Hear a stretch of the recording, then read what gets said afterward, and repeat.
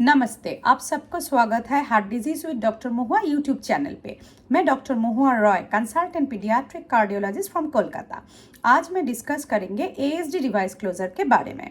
मैंने अपना एक वीडियो में लास्ट वीडियो में बताए थे एएसडी में अभी भी कुछ कुछ केस में डिवाइस क्लोजर पॉसिबल नहीं होता है, आज भी सर्जरी होता है।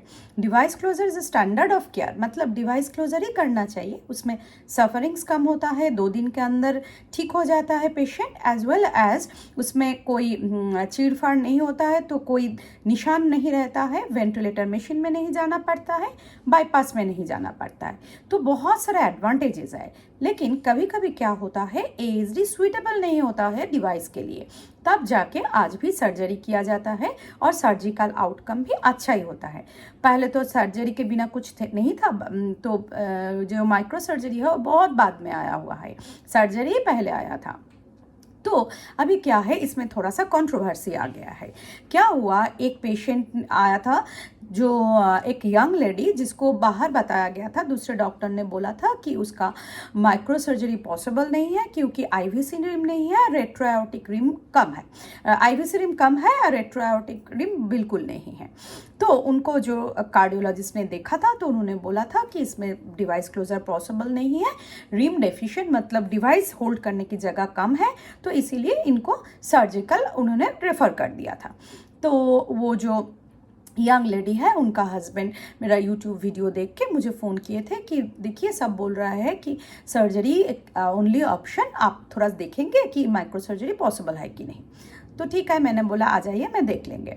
तो मैंने पूरा असेसमेंट करके बताया कि हाँ हो सकता है, माइक्रो सर्जरी हो सकता है। अभी मैंने माइक्रो सर्जरी उनका कर दिया है, तो वो तो बहुत ही खुश है, जो लेडी है वो तो बहुत ही खुश है, उनका हस्बैंड भी खुश है। लेकिन उनका एक कंप्लेन है। कंप्लेन क्या है कि क्यों दूसरा डॉक्टर ने बताया था कि माइक्रो सर्जरी पॉसिबल नहीं है, उन्होंने क्यों सर्जन के पास भेजा था। अगर सर्जरी होता तो बहुत कॉम्प्लिकेशन आ जाता, वेंटिलेटर मशीन में चला जाता है। तो उन्होंने बहुत कुछ गूगल से पढ़ के आया है, complication of ASD surgical closure. तो वो बोल रहे थे कि उन्होंने गलत क्यों बोला, आपने तो कर दिया।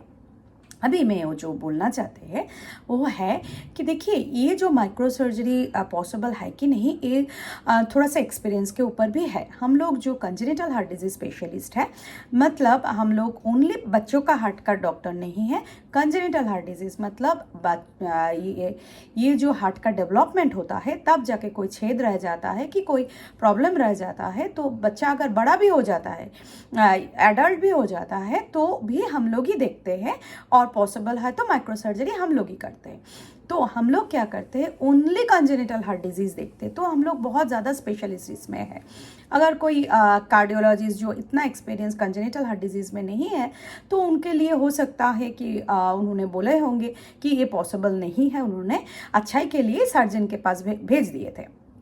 तो उनके लिए वो पॉसिबल नहीं था, मेरे लिए पॉसिबल था, क्योंकि इसमें टेक्निक थोड़ा सा डिफरेंट होता है। हर किसी का एक्सपीरियंस डिफरेंट होता है, और किसी का जो नॉलेज है एक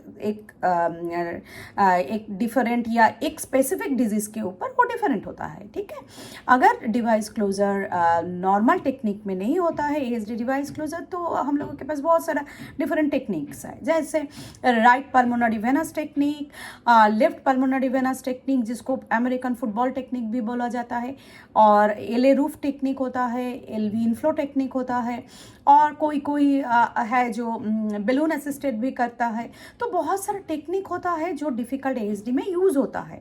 तो किसी के लिए वो डिफ़िकल्ट इम्पॉसिबल है, तो और किसी के लिए वो कर सकते हैं, तो इसमें गुस्सा होने की कोई बात नहीं है। अपने सेकंड ओपिनियन या थर्ड ओपिनियन, फोर्थ ओपिनियन में मेरे पास आए थे, मैंने कर दिया। तो इसका मतलब ये नहीं है कि जिन्होंने बोला था कि ये नहीं होगा, ओपन हार्ट सर्जरी में सर्जन के पास जाना पड़ेगा, वो डॉक्टर गलत है, ऐसा नहीं है। तो आप लोगों को अगर एएसडी डिवाइस क्लोजर के बारे में, सर्जिकल क्लोजर के बारे में कुछ जानना है, तो मुझे फ़ोन कर सकते हैं, मुझे व्हाट्सएप या मेल भी भेज सकते हैं। Thank you.